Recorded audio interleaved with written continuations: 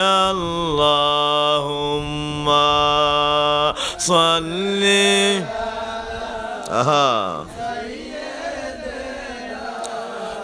মাওলানা আদওয়ালা আলি সাইয়্যিদিনা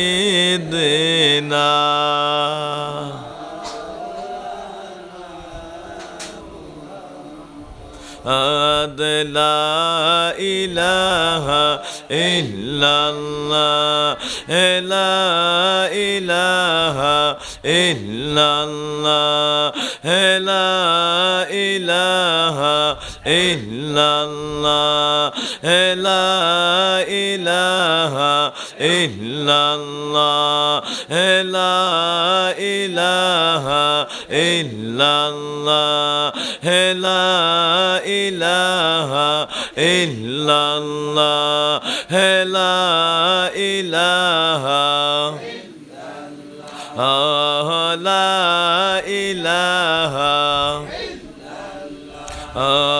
লা ইলাহা আল্লাহ ছাড়া মাবুদ নাই, নবী ছাড়া বান্ধব নাই। আল্লাহ ছাড়া মাবুদ নাই, নবী ছাড়া উপায় নাই। আল্লাহর দয়া পাইতে হলে, নবীর দয়া পাইতে হলে, কামেল ওলির দয়া চাইলা ইলাহা লা ইলাহা লা ইলাহা লা ইলাহা লা ইলাহা লা ইলাহা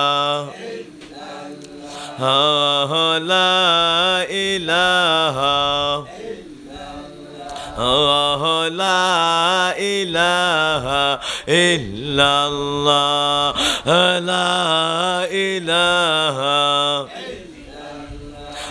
একদিন পানি পানি রব উঠিবে, পানি কোথাও মিলবে না। পানি পানি রব উঠিবে, পানি কোথাও মিলবে না। শরবত কাউসার দিও গো নবীজি, শরবত কাউসার দিও গো নবীজি। তুমি মোদের মাওলানা লা ইলাহা লা ইলাহা লা ইলাহা লা ইলাহা লা ইলাহা লা ইলাহা ইল্লাল্লাহু মুহাম্মাদুর রাসূলুল্লাহ সাল্লাল্লাহু আলাইহি ওয়াসাল্লাম। আল্লাহুম্মা সাল্লি ওয়া সাল্লিম ওয়া বারিক আলাইহি ওয়া বারিক আলাইহি। সকলে প্রাণ ভরে বলি আলহামদুলিল্লাহ। সম্মানিত যাকিরিনেরা, আমি জাস্ট একটু কলেবরে অংশগ্রহণ করলাম, ছোট্ট কয়েকটা একটু মিলাদ তাসবিহের কলেবরে। এর আগে দিগার ওলামায়ে কেরাম মাগরিবের পর থেকে শুরু করে এশা পর্যন্ত, পবিত্র এশারের নামাজের পর থেকে এই পর্যন্ত অনেক ওলামায়ে কেরাম নসিহত করে গেছেন। এই পবিত্র নসিহার মধ্যে যে জায়গাতে কল্যাণ, রহমত ও বরকত দিয়ে যেই কথাগুলির মধ্যে জীবনের কল্যাণ ও হেদায়েতের বিভিন্ন প্রকার নূর আছে, আল্লাহ যেন এই কথাগুলিকে আমাদের জীবনে আমল করার তৌফিক দান করে। সবাই বলি আমিন, প্রাণ ভরে বলি আমিন। এই জন্য আমি আলোচনার কলেবর বৃদ্ধি করতে চাই না, কারণ এত আলোচনা হয়েছে, এত আলোচনায় এতভাবে আমল না করতে পারলেই সমস্যা। আলোচনা তো নিশ্চয়ই এই সময় পর্যন্ত অনেকটা হয়েছে। আমি আসারের পরে ইচ্ছে ছিল যে আসারের পরে মাইক ধরার, শুনছি এখানে অনেক ওলামায়ে কেরাম আছে, এই জন্য আমি একটু ইচ্ছে করি। আমার একটু কাজও ছিল, দিনের বেলায় আবার আমাদের সম্মেলনের মিটিং ছিল। আগামী শনিবার 25শে জুলাই ঐতিহ্যবাহী সোহরাওয়ার্দী উদ্যান, ঢাকার ঐতিহাসিক সোহরাওয়ার্দী উদ্যানে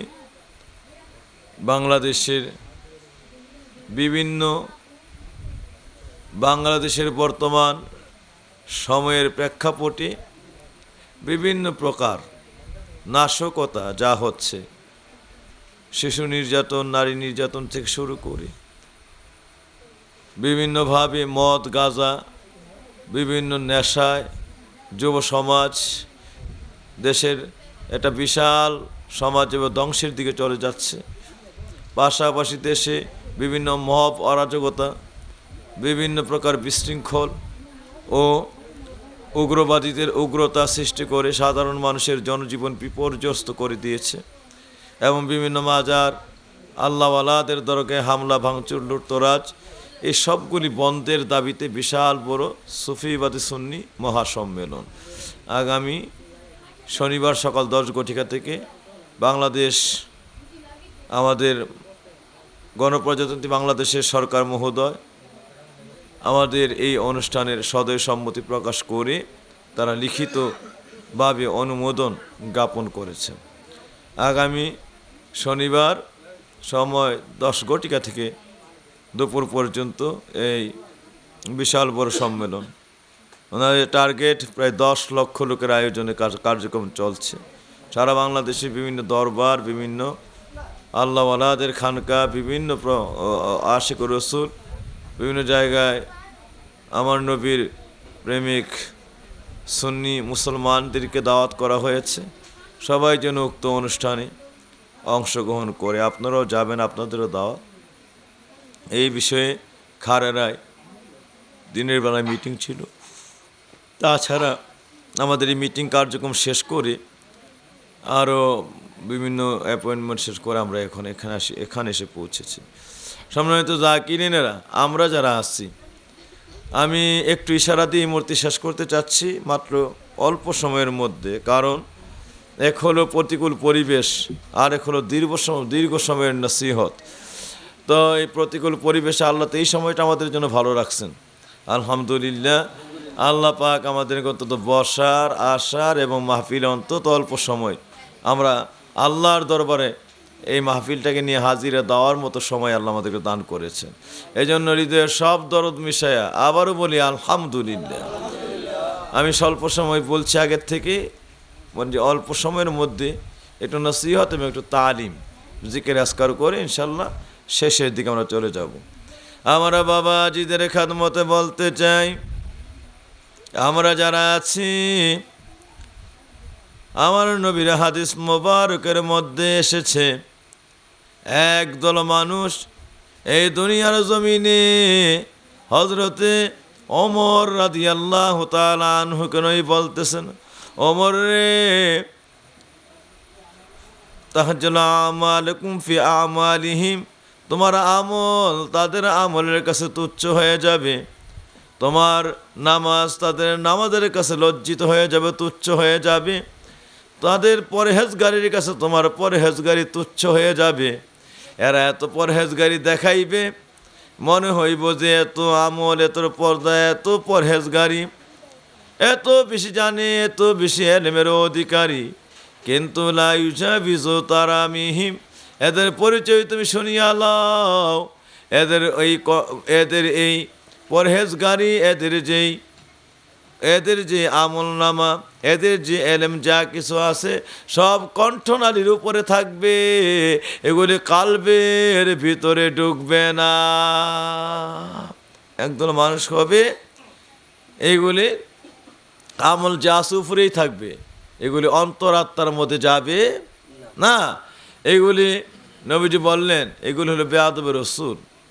এগুলি কি হবে? বেয়াদবে রসুল, মাপ সৃষ্টি করবে, উগ্রতা, বিভিন্ন প্রকারের বিশৃঙ্খল, অশৃঙ্খলতা, এই সকল মানে বিভিন্নভাবে সমাজকে বিপর্যয়, বিভিন্নভাবে সমাজকে একেবারে মানে অশান্তিতে বা সমাজের মানুষগুলিকে, বিভিন্ন জনপদকে একবার অশৃঙ্খল, বিশৃঙ্খল তথা মব মানে অতর্কিতভাবে মানুষের উপর জুলুম অত্যাচার করে, ইনজাস্টিস, অবিচার করে মানুষের উপরে জুলুম করতে থাকবে। মানে এরা মনে করবে জোরে উগ্রবাদিতায় এরা ইসলাম কায়েম করে ফেলবে। কথা বুঝতে পারছেন? এই ধরনের একদল লোক হবে। নবীজি আমার বললেন, ও আমার সাহাবীরা রে, ও আমার উমর রে, তুমি শুনে নাও, এদের দল কিয়ামত পর্যন্ত থাকবে। এদের দল কোন পর্যন্ত থাকবে? কিয়ামত পর্যন্ত থাকবে। এদের নামাজের কাছে তোমাদের নামাজ তুচ্ছ মনে হবে, এদের রোজার কাছে তোমাদের রোজা তুচ্ছ মনে হবে, এদের আমলের কাছে তোমাদের আমল তুচ্ছ মনে হবে, এদের পর্দা পর্দার কাছে তোমাদের পর্দা পর্দা তুচ্ছ মনে হবে। কিন্তু যা আছে সব উপরে। এদের এই সকল এলেম, এই সকল আমল তালিম একটা কণ্ঠনালী ভেদ করে অন্তরাত্মার ভিতরে ঢুকবে না, কালবের মধ্যে ঢুকবে না। নবীজি ফরমান, ও আমার সাহাবীরা তোমরা শোনো, ও আমার সাহাবীরা রে, যুগে যুগে এদের থেকে বেয়াদব সৃষ্টি হবে। এরা নিজেরাও বেয়াদব, এদের বংশধর, এদের আহাল থেকে একের পর এক বেয়াদবগুলি সৃষ্টি হবে। এইগুলি আমি নবীর দুশমন, আমি নবীর সঙ্গে বেয়াদবি করে জাহান্নামের কীট হয়ে যাবে।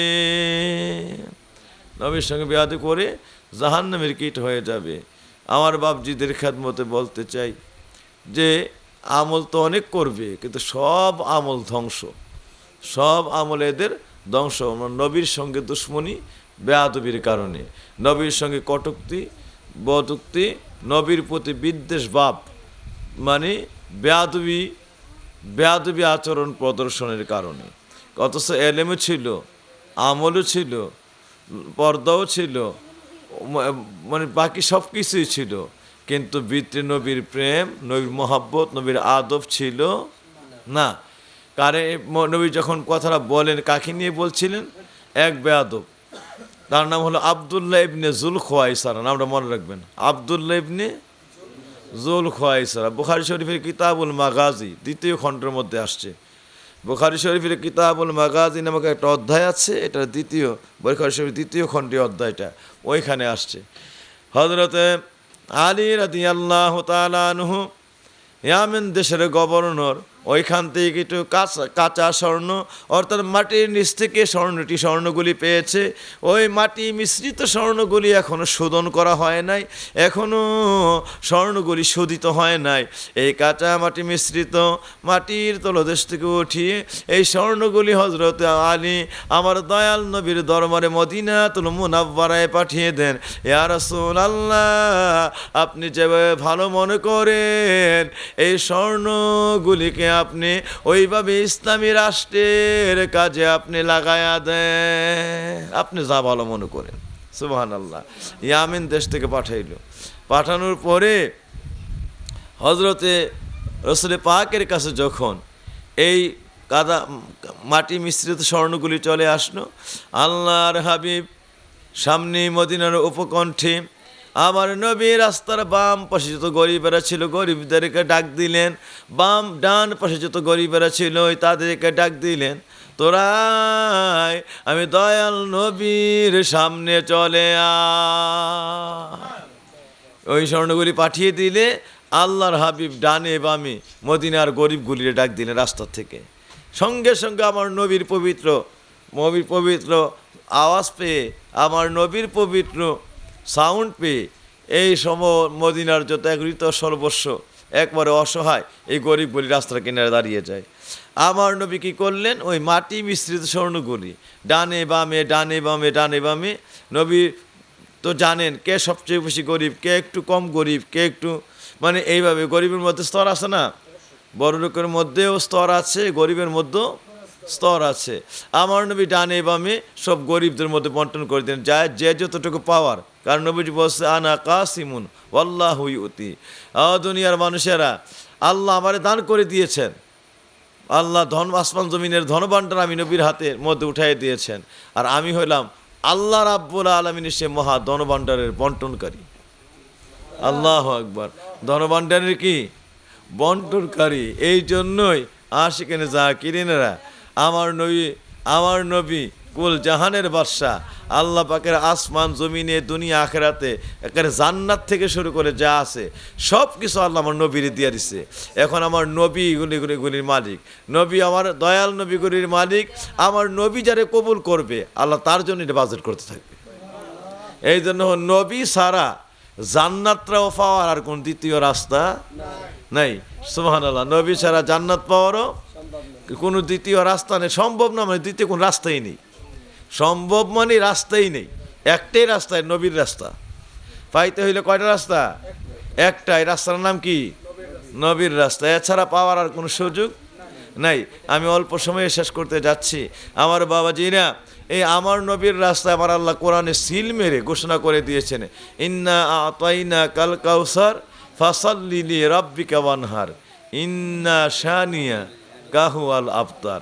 আবার আল্লাহ রাব্বুল আলামিন সিল মেরে জানাইয়া দিয়েছেন, ইন্না আতাইনা কাল কাউসার, নবী আমার আপনাকে আমি কাউসার, আমি আপনাকে আমার পবিত্র হাউজে কাউসার এবং জামিউন নিয়ামা সব নিয়ামত রাজি দান করে দিলাম। ইয়া রাসূলুল্লাহ, সব নিয়ামত আপনার তরে বাজেট করে দিলাম, আপনার হাতের মধ্যে উঠাই দিলাম। সব কিছুর মালিক আমি আল্লাহ, আপনি নবীরে বানায়া দিলাম। ইন্না আতাইনা কাল কাউসার, এটা তাফসিরে মাযহারি, তাফসিরে খাজেন, তাফসিরে বগবী, তাফসিরে দুররে মনসুর, তাফসিরে জালালাইন, তাফসিরে নুরুল ঈমান, তাফসির রুহুল বয়ান, যতগুলি তাফসির আসছে সবগুলি তাফসিরের মানে সমস্ত মুফাসসিরিন কিরাম ঐক্যমত পোষণ করেছেন যে এই আতাইনা কাল কাউসার শুধু হাউজে কাউসার নয়, এটা হলো ইয়ানি আতাল্লাহু লি নাবিয়িহি জামিউন নিয়ামা। আল্লাহ পাক তার নবীর জন্য আল্লাহ পাক তার নবীরে সমস্ত নিয়ামত যা বানাইছে সব কিছু আমার নবীরে দান করে দিচ্ছে। শুধুমাত্র কাউসারই নয়, এবং তা হলো দুনিয়ার জমিনও, তা হলো আখেরাতেরও জমিনও, আখেরাতের জগতও। এই জন্য আখেরাতের হাউজে কাউসার জান্নাত থেকে শুরু করে যত কিছু আছে সবই আমার নবীরাত। আর দুনিয়া তো আমার নবী পাকে আল্লাহ পাক মহাশান, সারা পৃথিবীর রহমতুল আলামিন, নবিয়ুল আমিন, সাইয়্যিদুল মুরসালিন, ইমামুল মুরসালিন, মহা যত মর্যাদা যত ধনভাণ্ডার সব আমার নবীরে দান করে দিচ্ছে। আপনার কষ্ট হয় নাকি? আমার বাবাজিরা, অল্প সময়ে সারাতান শেষ করে দিব। আমি একটু শুধু যেই বিষয়টা তুলেছি একটু বলার জন্য আপনাদের কাছে সারাতান অল্প সময়ে বলার জন্য চেষ্টা করছি। রে আমার বাবাজিরা, এই জন্যই আপনি মনে রাখবেন, আমার মনে বিশেষ করে বেয়াদবগুলির মনে একটা প্রশ্ন আসতে পারে, কেমনে সম্ভব জান্নাত বানাইছেন আল্লাহ, দিবেন আল্লাহ, আবার নই মালিক এটা কি কয়? নবী না হইলে কোনো রাস্তা নাই, নবী না হইলে পাওয়ার কোনো ব্যবস্থা নেই। কি ওয়াজ করে? আরে কি মাতাল হয়ে গেছে নাকি? মাতাল আমরা হই নাই, মাতাল হইছো তোমরা। আমরা বুঝা শুই না, একেবারে সুস্থ জ্ঞান নিয়েই বলতেছি, জেনে শুনেই বলতেছি, মাতাল আমরা না। যারা আমার নবী সম্পর্কে ভুল ব্যাখ্যা অপব্যাখ্যা, নবী সম্পর্কে বিভিন্ন প্রকার বেয়াদবি করেছো, মাতাল তোমরা হইছো বেয়াদবেরা। আমরা একদম সঠিক রাস্তায় আছি। কেননা বাবাজিরা, আমার আল্লাহ পাক এদের কথা যে আল্লাহ বানাইছে জান্নাত দিব, আল্লাহ না, এটা অন্য কেউ দিব কইলে সেরে কয়ে দিব। হ্যাঁ, আল্লাহর জান্নাত আল্লাহ নবী দিব, নবী মালিক ওখানে নবী দিব, এটা বলে শিরক হয়ে দিব। আমার বাবাজিরা, শিরকের নাম গন্ধের কাছের মধ্যে নাই। আল্লাহ যে নবীজিরে দিয়া দিছে সব, আর নবীকে আমাদের তোমারে এই পবিত্র মানে নবী বরাদ্দ দিলেই আল্লাহ তোমারে দান করবে। নবী রাজি না হইলে একটা আল্লাহ দিবে না, কারণ আল্লাহ এখন নবীর মালিক বানাই দিয়েছে। বাবাজি না আমার, এখানে শিরকের নাম গন্ধ কিছুই নাই। যেমনটি আপনি মনে করেন এই জমিনটা, এই যে বাড়িটা, মানে জনাব আব্দুল হক সাহেবের বাড়ি, এটা আপনাদের না? এই উঠানটা কার? জয়নাল আবিদিন, ঠিক আছে। আপনার বাড়িটা কোনটা? ও, জয়নাল আবিদিন, ফাইন। আমি বোঝানোর জন্য বলছি, মাসাল তো মাসালন।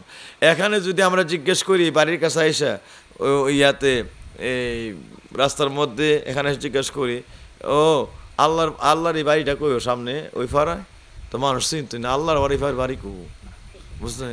আল্লাহর বাড়ি কই? তো আমরা যদি বলে বাবাজি জয়নাল মিয়ার বাড়িটা কই, কো আচ্ছা এই মহল্লায় এই বাড়িটা, তো এইটাকে তো আচ্ছা জয়নাল মিয়ার বাড়ি, এই জমিন কি জয়নাল মিয়া বানানোর ক্ষমতা আছে? এক মুষ্টি মাটিও বানানোর ক্ষমতা আছে? এক সেমটি মাটিও বানানোর ক্ষমতা আছে? এরপরে তুই কইতেছেন যে জয়নাল মিয়ার বাড়ি, এটা মালিক জয়নাল মিয়া, বিষয় কিতা? কেউ জিনিস এই মাটি বানাইছে কে? এই যে বাড়িটা একটা জমিনের উপর প্রতিষ্ঠিত, এই মূলত এই জমিনটা কে বানাইছে? আল্লাহ। তাইলে জয়নাল মিয়া কেন সারা শিকারপুরের মানুষকে একত্রিত করে দিলে এক সেন্টি মাটি বানানোর ক্ষমতা আছে? সারা শিকারপুরের মানুষ, সারা বিশ্বের মানুষ একত্রিত করলে কি এক মুঠ মাটি বানানোর কারো ক্ষমতা আছে? আল্লাহ আকবার। তাইলে এটা সৃষ্টি করছে কে? তো এরপরে ওইটা কইবেন না বলে এই যদি কি আমরা একটা জমিনে মনে করেন শিকারপুরের যে জমিনগুলি আছে, ওইখানে গিয়ে জিজ্ঞাসা করলে ভাই এটা কার জমিন? কয় জয়নাল মিয়ার। এটা কার জমিন? কয় আব্দুর রহমান মিয়ার। কয় এটা কার জমিন? এটা হইলো আব্দুল খালেক মিয়ার। এটা কার? এমুকের এমুকের। আমা একটা জমিন তো আল্লাহর কইল না, বানাইলো আল্লাহ সব, খালি এমুকের এমুকের এমুকের। কি বিষয় কি? এই জমিনগুলি শিকারপুরের যত জমিন আছে সব বানাইছে কে?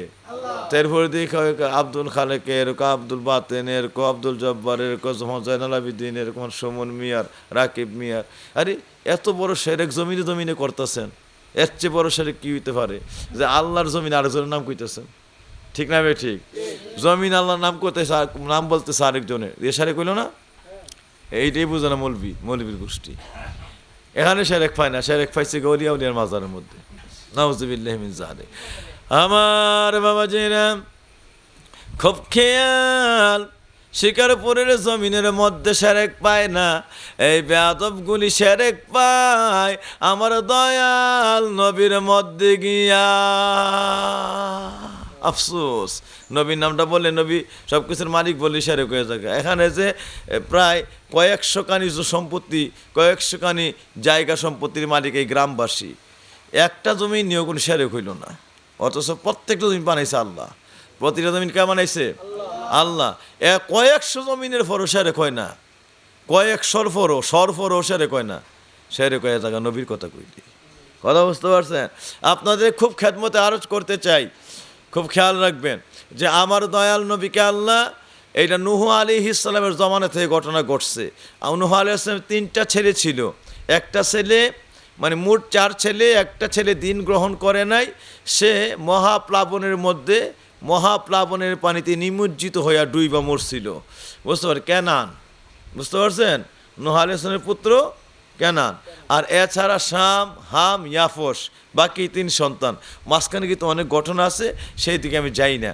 বুঝতে পারছেন? সারা পৃথিবী যখন প্রলয় হয়ে যায়, মাত্র সারা পৃথিবী থেকে 40 জন লোক নূহ আলাইহিস সালামের জমানায়, বা 40 জোড়া লোক মানে নারী পুরুষ নূহ আলাইহিস সালামের জমানায় বেঁচে ছিলেন। বাকি লক্ষ লক্ষ লক্ষ লক্ষ লক্ষ লক্ষ মানুষ সব মহাপ্লাবনে নিমজ্জিত হয়ে যায়, সব মারা যায়, সব কাফেরা ছিল।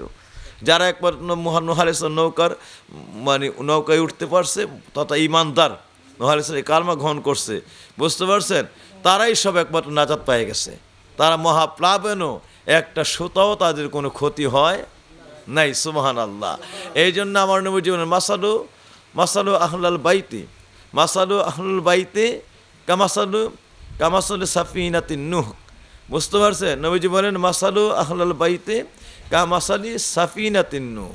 আমি নবীর আহলে বায়েত, আমি নবীর আহলে বায়াতের উদাহরণ হলো মাসালা আহলে বায়েত। আহলে বায়াতের উদাহরণ হলো নূহ আলাইহিস সালামের নৌকার মতো। কার নৌকার মতো? মাসালা আহলাল বাইতে কা মাসালা সাফিনাতি নূহ। আমি নবীর আহলে বায়াতের উদাহরণ হলো এটা নূহ আলাইহিস সালাম নৌকার মতো। কার নৌকার মতো? নৌকার মতো। মান রাকিবাহা নাজা, যেই ব্যক্তি নূহের নৌকাত উঠছে, কিস্তিতে উঠছে, সেই নাজাত পেয়ে গেছে, সেই মুক্তি পেয়ে গেছে। মহাপ্লাবন বিন্দু পরিমাণ তার কোনো ক্ষতি করতে পারে নাই। মান রাকিবাহা, যেই ব্যক্তি ওই মহাপ্লাবনে নূহের নৌকার মধ্যে ওঠার সুযোগ পেয়ে গেছে, উঠা পড়তে পারছে ইমানদারগুলি, তারাই নাজাত পেয়ে গেছে। অমান খালাফা গারাকা, যেই ব্যক্তি উঠতে পারে নাই, সেই ব্যক্তি মহাপ্লাবনে ডুবা নিমজ্জিত হয়ে গেছে। বুঝতে পারছেন?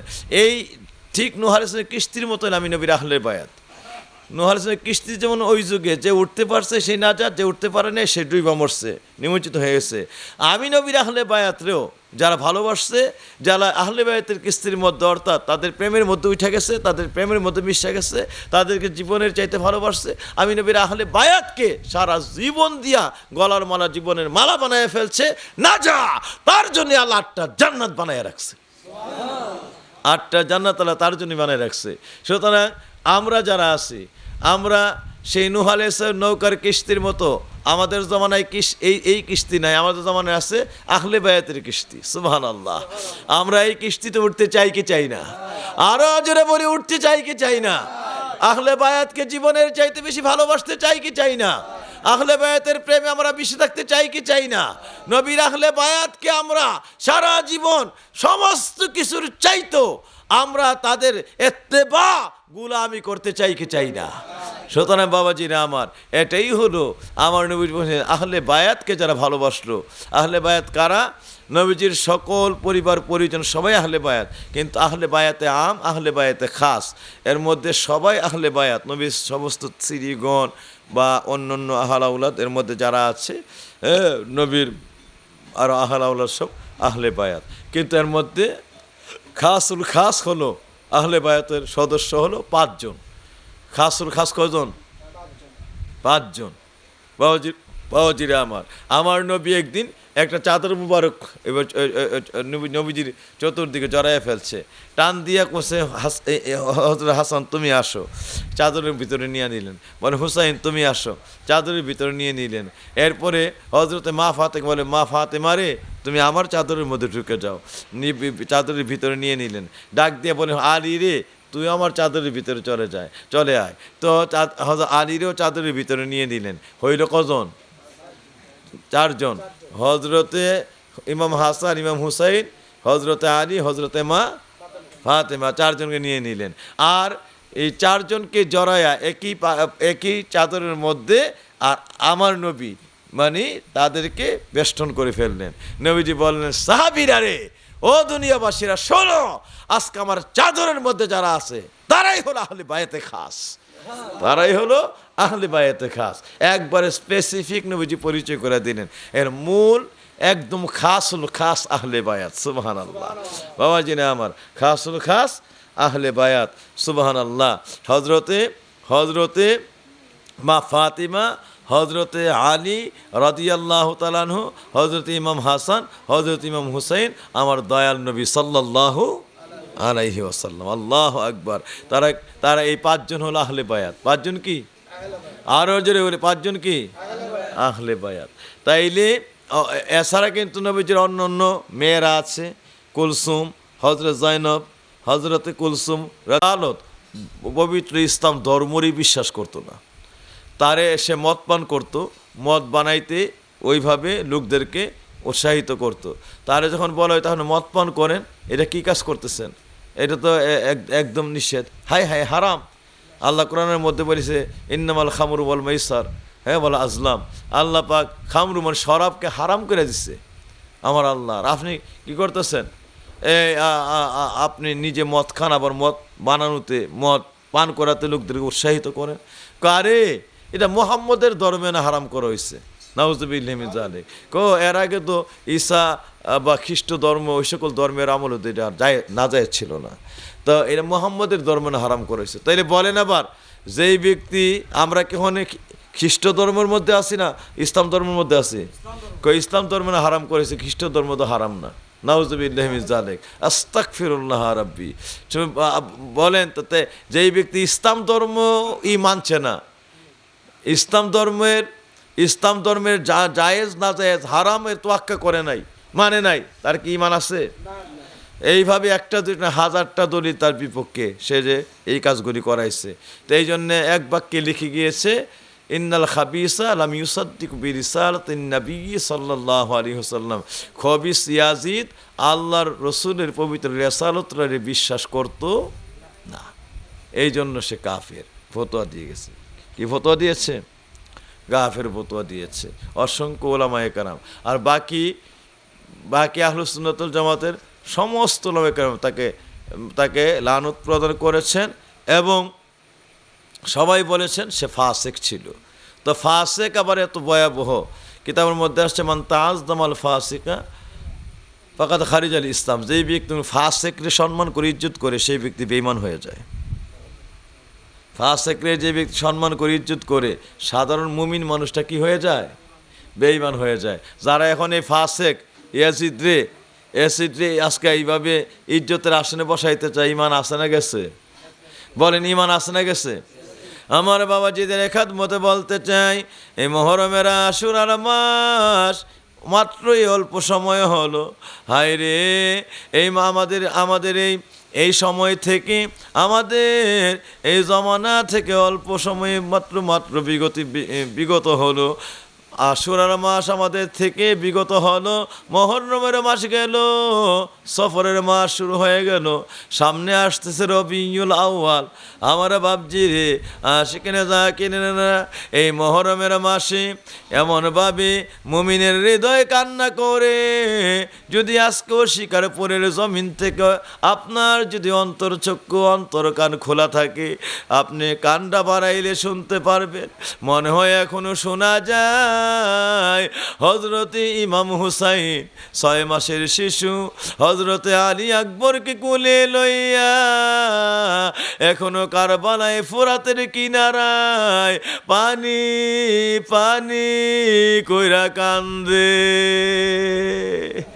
এখনো মনে হয় ইমাম হুসাইন পানি পানি কইরা কাঁদে। পানি পানি কইরা গো হুসাইন ফোরাত নদীর তীরে যায়,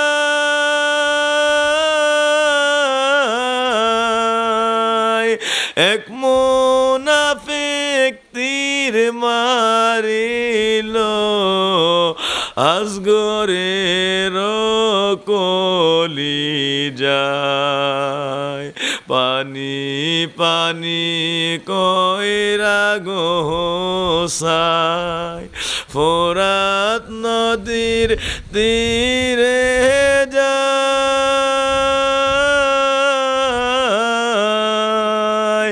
এক দশুয়ে তীর মারিল ওই না শিশুর কলিজায়। এই ঘটনা দেখা গো আলী আবার দুনিয়াতে আসতে চায়।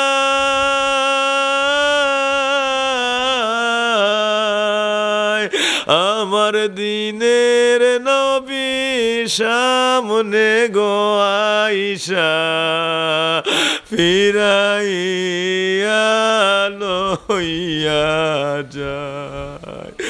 আমার দয়াল নবী সামনে গো আইসা বুঝাইয়া লইয়া যায়।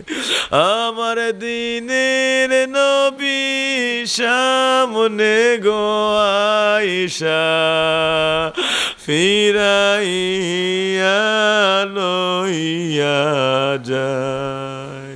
মুহররমের 10 তারিখে কি ঘটাইলেন রাব্বানি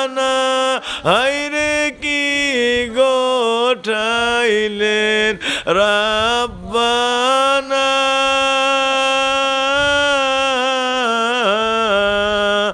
কলিজা ফাটিয়া যায় গো শুনিলে তার ঘটনা কলিজা ফাটিয়া যায় গো শুনিলে তার ঘটনা হাসান শহীদ জহর খেয়ে হুসাইন শহীদ কারবালায় হায়রে হুসাইন শহীদ কারবালায়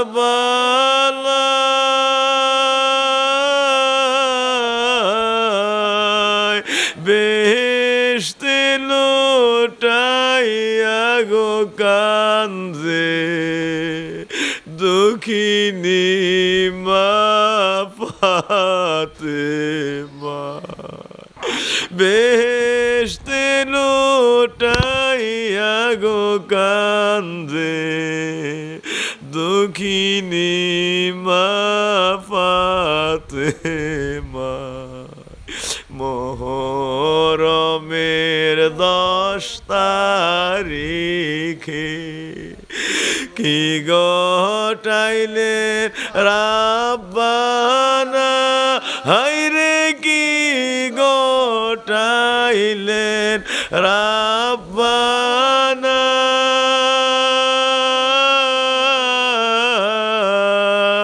কলিজা ফাটিয়া যায় গো শুনিলে তার গঠন কলিজা ফাটিয়া যায় গো শুনিলে তার গঠন আমার বাপজিরা এখনো মনে হয় কারবালার দিকে অন্তরের কান্ডা বাড়াই ইমাম হুসাইন 6 মাসের শিশুরে কুলে লইয়া 6 মাসের শিশুরে বুকে লইয়া পানি পানি কইরা কাঁদে এই নৃশংস এত এত বড় নৃশংস ঘটনাগুলি যারা ঘটাইল আল্লাহ যেন ওই সকল জালেম দুশ্মনে রাসূল দুশ্মনে সাহাবা দুশ্মনে আহলে বায়াত এদের থেকে আমাদের ঈমানকে হেফাজত করে বলছি না আমার নবীর কাছে হযরত আলী ইয়ামেন দেশ থেকে মাটি মিশ্রিত স্বর্ণগুলি পাঠিয়ে দিল আমার নবী মদিনার গরিবগুলির ডাক দিয়া অসহায় মানুষগুলির ডাক দিয়া ডানে বামে ডানে বামে ডানে বামে আমার নবী সবগুলি স্বর্ণ বন্টন করে দিলেন এমনি এক বেয়াদব দাঁড়ায় যায় তার নাম হলো আব্দুল্লাহ ইবনে যুল খুয়াইসারা এই বেয়াদব ওই জায়গার মধ্যে দাঁড়ায় বলতেছে ইত্তাকিল্লাহ ইয়া মুহাম্মদ ইদিল ইয়া মুহাম্মদ মা আনসাফতা ইদিল ইয়া মুহাম্মদ মা আনসাফতা ওই বেয়াদব দাঁড়ায় কয় মুহাম্মদ ও মুহাম্মদ ওই বেয়াদব দাঁড়ায় কয় মুহাম্মদ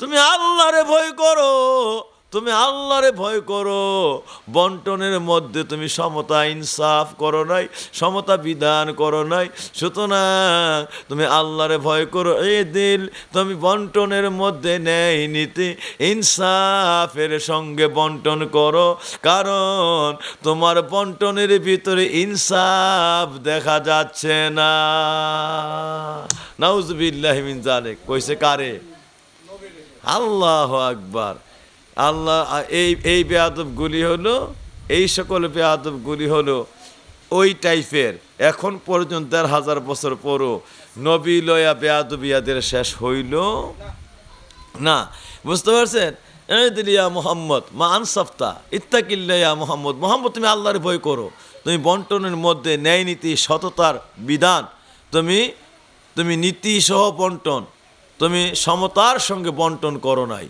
সুতরাং তোমার বন্টনের মধ্যে ইনসাফ হইল না নাউজুবিল্লাহি মিন যালিক এমনি আমার নবী দাঁড়িয়ে গেছে বেয়াদব আমার নবী ওই তো বলেন বেয়াদব,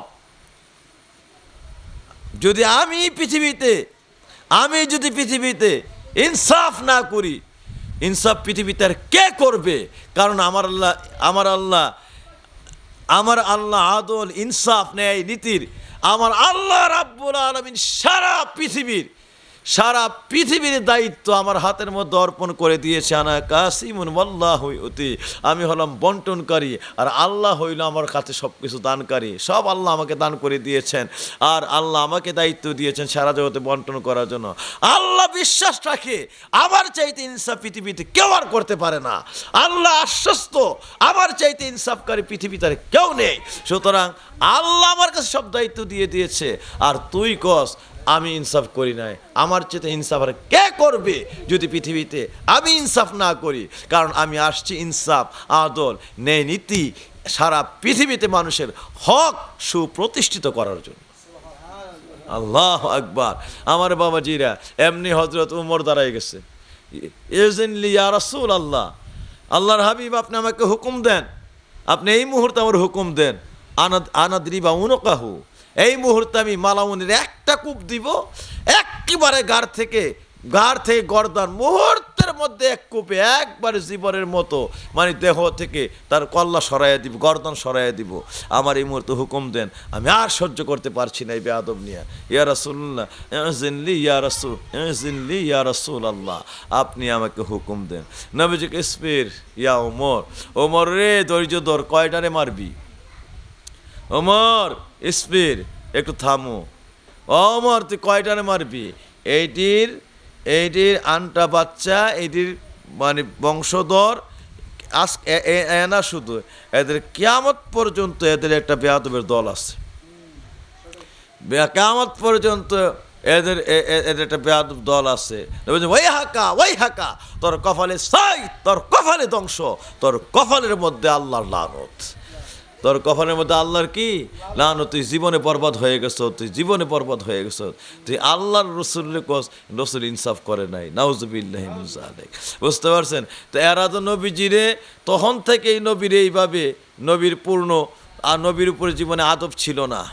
এখনও আজকে বিভিন্ন জায়গায় মসনদে বৈশা, মসজিদে মেহরাবে, বিভিন্ন মাহফিলে মঞ্চে বসে এখনো একদল আছে নবীর নামে এই বেয়াদবি করতে থাকে। আছে না নাই? আরে আছে না নাই? নবীর সুন্নতের এটা লাগতো না, সেটা লাগতো না, সেটা লাগতো না, সেটা লাগতো না। হ্যাঁ, বুঝতে পারছেন? ১৩,০০০ বছর দোয়া চলে আসছে। আমার নবীজি সম্মিলিত দোয়া করছে, আজকে সম্মিলিত কোনো দোয়া নাই।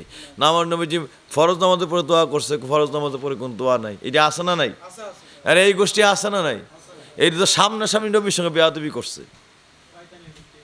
ওই দল এখনো পর্যন্ত এই জমানার মধ্যে আছে। আমি কথা শেষের দিকে চলে আসছি। আমার বাপজিরা, নবীজি বললেন, ও ওমর রে, এদের নামাজ দেখলে তোর নামাজ তুচ্ছ মনে হইব, মনে হয়েছে এরা যে কত মুসল্লি। এদের ফর্দা দেখলে মনে হইব তুই কোনো ফর্দাই করস না, এরা যে কত ফর্দা পরহেজগারওয়ালা। বুঝতে পারছো? এদের ইয়া দেখলে, মানে এলেমিয়া দেখলে মনে বরে বাবারে সারা পৃথিবীর বড় এলেমের অধিকারী এরা, মনে হয় তোর বিদ্যায় তোর কাছে কোনো বিদ্যাই নেই। ঠিক আছে? কিন্তু মনে রাখবি লাইউজাবিজু তারা বিহীম, এদের সব হইলো কন্ট্রোলের উপরে। কিয়ামতের পরও এদের আমল তালিম কোনোটা ভিতরে ঢুকবে না, এদের অন্তরাত্মায় কোনো আমল যাবে না, এদের অন্তরাত্মায় কোনো এলেম পৌঁছবে না।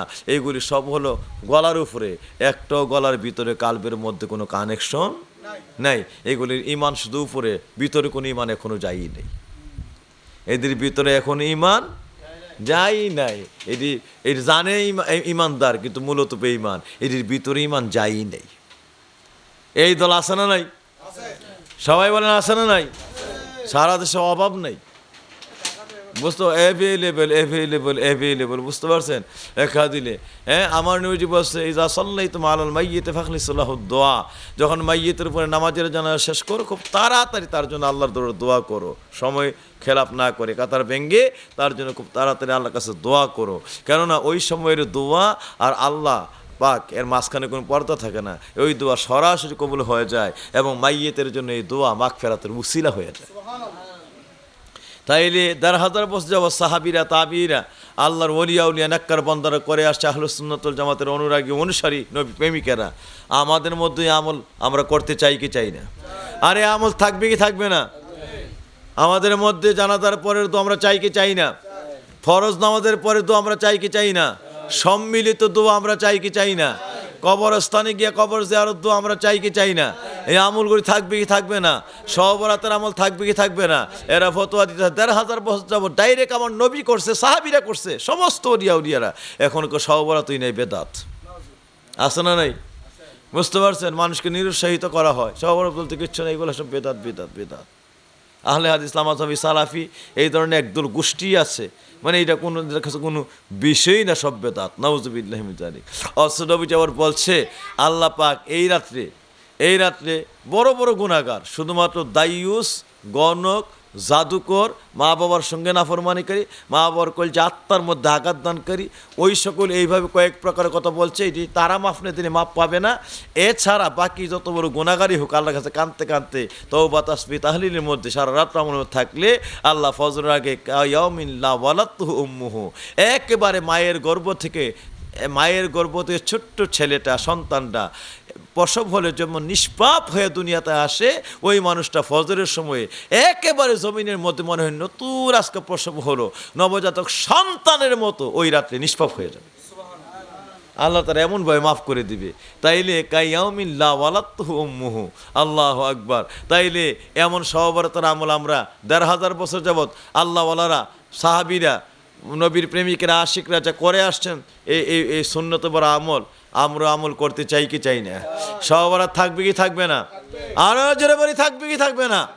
আমার বাপজিরা, আপনাদের সকলের খেদমতে অনেক বিষয় আছে, সব দিকে যাওয়া যায় না।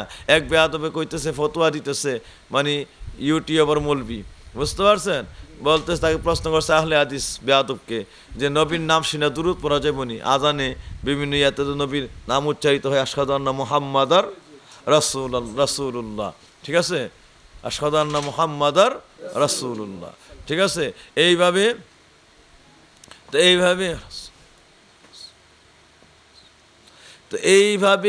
আমার নবীর নাম যখন মানুষ শুনবে, তাইলে এই আমার নবীর নাম শুনে দুরূদ পড়বে কিনা? বেয়াদব ফতোয়া দিছে না, পড়া যাবে না, মানে সাল্লাল্লাহু আলাইহি ওয়াসাল্লাম বলে নবীর নাম শুই না, এটা আমরা পড়ি কি পড়ি না? নবীর নাম শুনে সাল্লাল্লাহু আলাইহি ওয়াসাল্লাম পড়ি কি পড়ি না? এইটাই একমাত্র আহলুস সুন্নাত ওয়াল জামাতের বিশুদ্ধ আকীদা, এইটাই আমল। এটা করে ১,৫০০ বছর যাবৎ থেকে আজকা পর্যন্ত আমল আমাদের একেবারে সুন্নতি ধারা হয়ে চলে আসছে। কিন্তু মাঝখানে এখন বেয়াদব বের হয়ে গেছে। ওই যে নবীজি বলছে কিয়ামত পর্যন্ত এই বেয়াদবগুলি থাকবে। এই এক বেয়াদব বের হয়ে এখন কইতেছে, যখন প্রশ্ন করছে, না নবী নাম শুনে দুরূদ পড়া যাবে না, পড়া কবিরা গুনাহ। আস্তাগফিরুল্লাহ, কেমন ফতোয়া দিয়ে দিছে! নবীর নাম শুনে দুরূদ পড়া কি বলছে? করা তো যাবেই না, বেদাত। লগে আবার কি লাগাই দিছে? গুনাহ লাগাইছে, কবিরা গুনাহ। অথচ আমার নবীজি বলছে, হাদিসের মধ্যে আসছেন, আপনার সারা জীবন শুনছেন, রমজান মাসে আমার নবী মিম্বরের মধ্যে জুমার খুতবা দেওয়ার জন্য মিম্বরের দিকে যাচ্ছে। যখন নবীজি প্রথম মিম্বরের মধ্যে আরোহণ করেন, জিবরিল হাজির। দ্বিতীয় মিম্বরে আরোহণ করেন, জিবরিল হাজির। তৃতীয় ধাপে আরোহণ করেন, জিবরিল হাজির। ৩ জায়গায় এসে ৩টা কথা নবী আল্লাহর তরফ থেকে বলছে। একটু হ্যাঁ নবী, যেই ব্যক্তি রমজান মাস পাইল, এই রমজান মাস পাওয়ার পরে যেই ব্যক্তি তার জীবনের গুনাহগুলি মাফ করে নিতে পারল না, সে ধ্বংস হয়ে যাক। ঠিক আছে? নবী কয়ে আমিন, আল্লাহ কয়ে কিয়ামত পর্যন্ত কবুল করে নিলাম। এই কথাটা ছিল আল্লাহর, নিয়ে আসছে জিবরাইল নবীর কাছে জানার জন্য নবী কি রায় দেয়। নবী কইছে আমিন, লগে লগে কবুল। আবার আল্লাহ জিবরাইল পাঠাইছে, ইয়া রাসূলুল্লাহ, যেই ব্যক্তি বৃদ্ধ মা বাবাকে পাইল, কিন্তু মা বাবার খেদমত করে আল্লাহর জান্নাতগুলিকে হাসিল করাই লইতে পারলো না, সেই ব্যক্তি ধ্বংস হয়ে যাক। নবীজিকে আমিন, আল্লাহকে কিয়ামত পর্যন্ত কবুল করলাম। 3 নম্বরে ইয়া রাসূলুল্লাহ মানসামিয়া ইসমাক, যেই ব্যক্তি আপনি নবীর নাম শুনলো, ওয়ালাম ইউসাল্লি আলাইকা, কিন্তু আপনি নবীর উপরে দুরূদ পড়লো না, সেই ব্যক্তি ধ্বংস হয়ে যাক। এই নরাধম নাফরমান ধ্বংস হয়ে যায়। নবী কয়ে আমিন, আল্লাহকে কিয়ামত পর্যন্ত কবুল করে নিল। নবীর নাম শুনে যে ব্যক্তি দুরূদ পড়লো না, সে ধ্বংস হয়ে যাবে। এই বেয়াদবের আল্লাহর কাছে রক্ষার আর কোনো পথ নাই। আর ওই বেয়াদবে কই পড়লে বলে কবিরা গুনাহ, আর আল্লাহ কয় না পড়লে একেবারে ধ্বংস। এই বেয়াদবের আল্লাহর কাছে মাগফিরাতের কোন রাস্তাই নাই। তো এবার বলেন, হাদিস কই কোন কথা আর বেয়াদবগুলি কই কোন কথা? একবারে ডাইরেক্ট উল্টাটা। বেঈমানি যে বক্তব্যটা পুরা ইমান বেঈমান হয়ে যাওয়ার জন্য এই রকম একটা বক্তব্য রিসিভ করলেই বেঈমান হয়ে যাওয়ার জন্য যথেষ্ট। এখন অসংখ্য আমার দেশের যুবকেরা এই মোবাইল থেকে এগুলো শুনে এখন এদের পক্ষেই কথা কয়। আসে ইমানটারে আজকা নিজেরে ধ্বংস করে দিয়ে বেঈমান বানাইয়া দিচ্ছে এই সকল ইউটিউব আর আহলে হাদিস এই সকল বেয়াদব মৌলবীদের কথা শুনে। তাইলে আমরা শিকারপুরবাসীরা যারা আজকে মাহফিলে আসছি, আজকে যারা মাহফিলের কথা দূর যে যেখান থেকে শুনছি, সবাইকে বলে যেতে চাই, আমরা নবীর নাম শুনে দুরূদ পড়তে চাই কি চাই না? এই আমলকে শিকারপুর আসে না নাই? সাল্লাল্লাহু আলাইহি ওয়াসাল্লাম বলে কি বলে না? আমরা এটা এই ধারা ১,৫০০ বছর যাবৎ সকল সাহাবারা, খোলাফায়ে রাশিদিনেরা, আহলুস সুন্নাতুল জামাতের অনুরাগী অনুসারীরা, ওলি আউলিয়ারা সবই আমল করে আসছে। আমরা ওই আমলের মধ্যে থাকতে চাই কি চাই না? আরো জোরে বলি চাই কি চাই না? মহব্বতে বলি চাই কি চাই না? নবীর নাম শুনে দুরূদের আমল এটা আমরা করব কি করব না? আল্লাহু আকবার। কোনদিন আমাদের এই সুন্নিয়তের এলাকা থেকে এই আমল আমরা মুছতে দিব না। নবীর দরুদ পড়িলে গো, নবীর দরুদ পড়িলে খোদার রহমত মিলে। নবীর দরুদ পড়িলে গো, নবীর দরুদ পড়িলে আল্লাহর রহমত মিলে। হায়রে যে পড়িবে দরুদ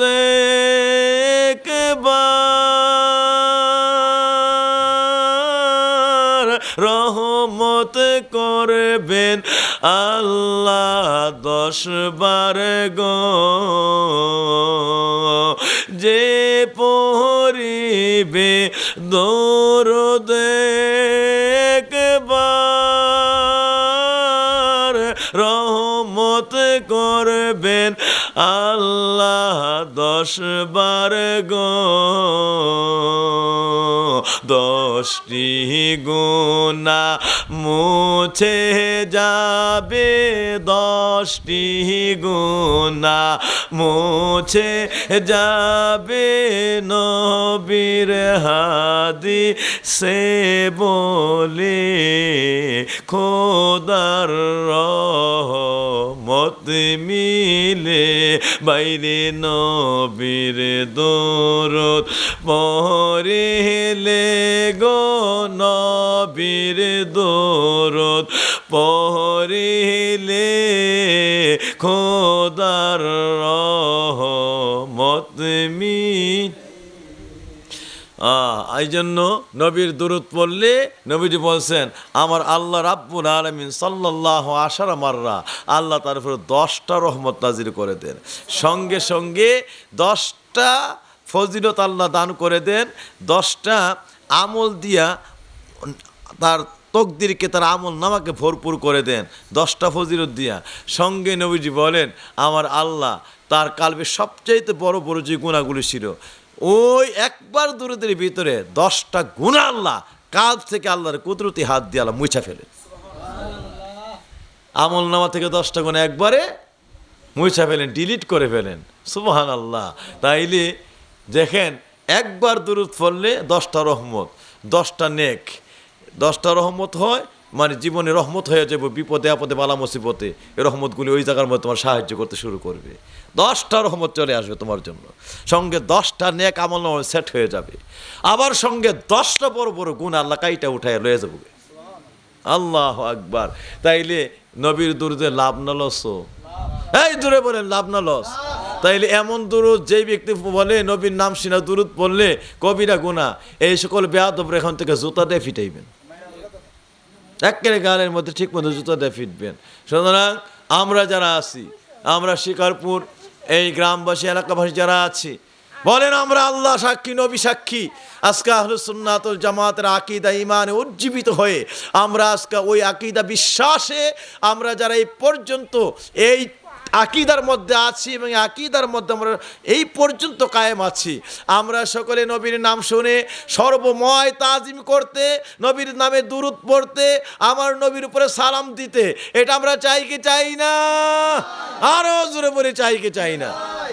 সুতরাং বাবাজিরা, শেষ লগ্নে আপনাদের খেদমতে আর একটু বলতে চাই, এই কথাটার মাধ্যমে আমি শেষ করে দিব, আর সামনে পারবো না। আজকে এই মহরম আশুরার বিদায়, মাহে সফর শুরু। আল্লাহ পাকের দরবারে আজকের এই মাসে একটা কথা বলি, মানে একটা নসিহত আমি রেখে আমি এটা তালিম করবো, সঙ্গে দোয়া হয়ে যাবে।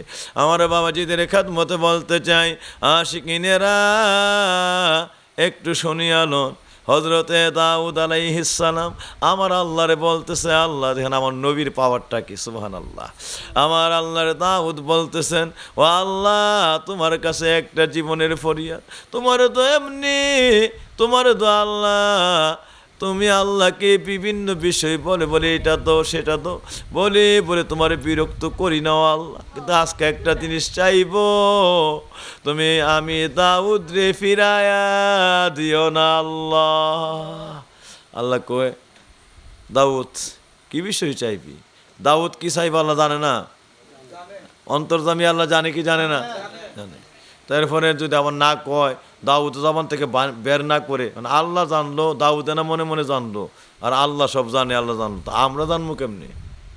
আমাদের তো মানে তাদের কথাটা মুখ থেকে বের হইতেইব, হইলে আবার এটা আমরা জানার ব্যবস্থা হয়। তো এই জন্য আল্লাহকে কি দাউদ কি বিষয়? দাউদ আলাইহিস সালামকে আল্লাহ, ইয়া রাব্বি আরিনি আল মিজানা, আল্লাহ আমারে তুই মিজানের পাল্লা, হাসরের ময়দানের মিজানের পাল্লা, আমারে একটু মিজানের পাল্লা দেখাও। আল্লাহ আমার একটু মিজানটারে, তোমার মিজানের পাল্লাটা দেখাও না আল্লাহ। কিয়ামতের ময়দান কেমন মনটা চায়, মাঝে মধ্যে মনে হয় তুমি এটাতে ওজন করবো আমল নামা, না জানি এটা কেমন, মানে কী করে বানাইছো, 100 তুমি বলছো, হামাইয়া আমাল মিসকাল জাররাতিন খায়রান ইয়ারা, হামাইয়া আমাল মিসকাল জাররাতিন শাররান ইয়ারা। একটা উনি পিপিলিকা, গুড়া পিঁপড়া, এর মুখের মধ্যে ছোট্ট ছোট্ট পিঁপড়া, হঠাৎ করে দেখা যায় একদিক থেকে সাদা একটা আটার গুড়ির মতো কি খাবার নিয়ে আস্তে করে রোয়ানো হয়েছে, রেলগাড়ির মতো আবার হাজার হাজার পিঁপড়া তার পিছনে পিছনে রওনা হয়ে যায়। ঠিক ওই সামনেটার মুখও যেরকম ওই সাদা গুড়ির মতো কি যে এইটা নিয়ে রওনা করছে, প্রত্যেকের মুখের মধ্যে এরকম এই গুড়ি নিয়ে রওনা হয়ে গেল। এই যে গুড়িটা, এইটা ধরাও যায় না, পিঁপড়াটাই তো ভালো করে করা যায় না, গুড়া পিঁপড়া, এর মধ্যে না কোনো মতো ধরলেন, দইরা এই পিঁপড়ার মুখ থেকে যদি খাবারটা নিয়ে আসেন, ওই সাদা অংশটা আইনা, এইটার তো আনতে আনতে হাতে ডলা লাগে, এইটা মুহূর্তের মধ্যে মিশা থাকে, এটা কইতে ধরবেন আর কই কী করবেন। তারপরও হাদিসের মধ্যে আসছে, এই দ্বারা যদি 7 ভাগ করা হয়, কয় ভাগ? ভাগটা করুন কেমনি? এরপরও বলা হয়েছে এইটার যদি 7 ভাগ করা হয়, এইটার নাম হইল জররা। 7 ভাগের 1 ভাগ হইল জররা। এটার 7 ভাগের 1 ভাগ কি? জররা। আল্লাহ এই জররা পরিমাণ কোনো, আল্লাহ রাব্বুল জররা পরিমাণ কোনো গুনাহ করলো, এইটাও 70টা পাথরের ভিতরে থাকলো, এইটার হলো পাথরগুলি ভেঙ্গে টুকরো টুকরো করে চুরমার করে ওই গুনাটারও খুঁইটা খুঁইটা বের করে পাল্লা উঠাইব, এবং এইটারও হিসাব আল্লাহর কাছে বুঝায় না দেওয়া পর্যন্ত একটা কদম পন্থারের সামনে বাড়তে দেওয়া হবে না। বুঝতে পারছেন? ওইটারও আল্লাহ মিজানের পাল্লার মধ্যে নিয়ে আসবে। এখন এইটা এইরকম যদি ধরে, কারো বাঁচার ক্ষমতা আছে? আসেনি ক্ষমতা? হায় হায়, হযরত দাউদকে আল্লাহ ওই পাল্লাটা এইটার মধ্যে জররাটার ওজন করবা, মন চায় একটা বার পাল্লাটারে দেখি, এটারে কেমনে পাল্লা ওজন করবো? উনি পিপিলিকার মুখের 7 ভাগের 1 ভাগটা, এটার ওজনটা করবো কেমনে? এটা কই উঠবো পাল্লাতে, কই কি করব? কথা ঠিক না বেঠি? আঙ্গুলি